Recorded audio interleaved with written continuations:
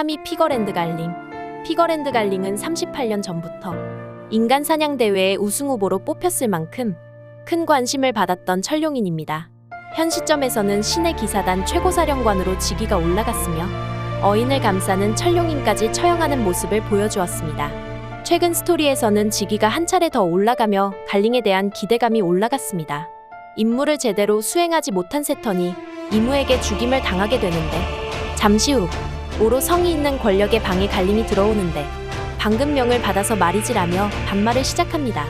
이에 기존의 오로 성은 갈링의 태도에 의아한 반응을 보이게 됩니다. 갈링은 베가펑크 요크를 직속 부하로 들이고 자신이 과학방위무신을 맡았다고 말합니다. 또한 앞으로 세계는 혼란스러워질 것이며 유례가 없을 정도의 난세가 될 것이라 합니다. 갈링은 이무에게 새로운 오로 성으로 임명받았으며 기존의 오로 성들과 함께 세계를 개선하게 되었습니다. 이에 세터드 주피터는 깜짝 놀라는 반응을 보입니다. 기존의 오로 성이 불사신이라 불리며 막강한 전투 능력을 보여주었는데 갈링이 부여받은 알 수 없는 힘도 기대받고 있습니다. 2위 로키. 로키는 엘바프 에피소드에서 등장했으며 아버지를 죽이고 전설적인 열매를 먹었습니다. 엘바프의 거인족이 설명하길 정식으로 왕의 자식으로 태어났으며 저주받은 왕자라고 불리고 있다고 합니다.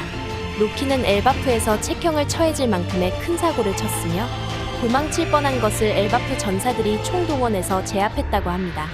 정신나간 녀석이라며 비판을 하며 로키는 엘바프의 왕가에 전해지는 전설의 악마의 열매를 가지고 싶어서 왕이자 아버지인 헤럴드를 죽이고 그 열매를 먹었다고 말합니다.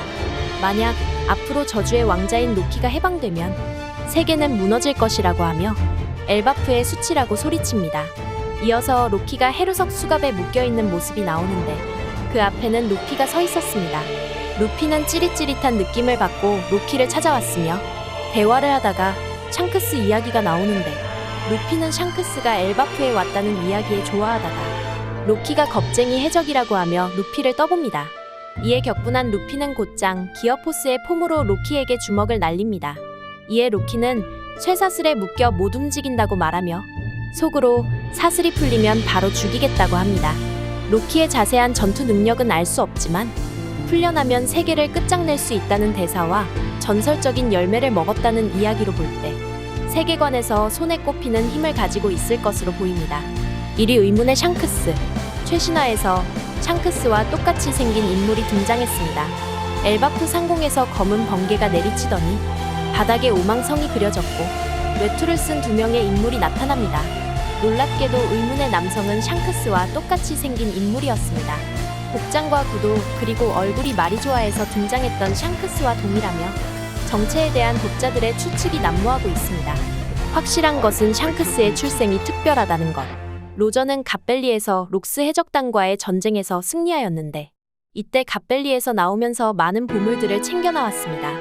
여기서 아기의 울음소리가 들렸고 보물상자를 열어보니 아기 시절에 샹크스가 있었던 것. 샹크스의 정체는 로저조차도 알 수 없지만 세계관을 관통하는 큰 비밀이 있어 보입니다. 영위, 이무. 애니에서 이무의 전투 기술 중 하나가 제대로 나왔습니다. 긴 화살표 모양의 공격이 코브라를 관통했고 사보가 이무를 향해 열매 기술을 사용하는데 이무는 요괴와 같은 모습으로 불을 무효화시켜버립니다. 사보는 코브라와 함께 도망치려 했는데 이 화살표 모양의 기술은 엄청나게 빠른 속도로 사보까지 관통해버립니다. 다행히 치명상을 입었던 사보가 무사히 탈출한 것이 확인됩니다.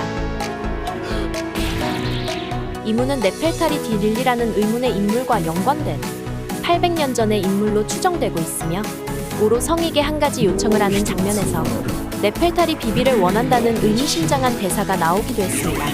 이무에 대한 자세한 정체는 나오지 않았지만 뛰어난 전투 능력을 가진 것으로 볼 때 추후 루피와 전투를 벌일 것으로 예상됩니다.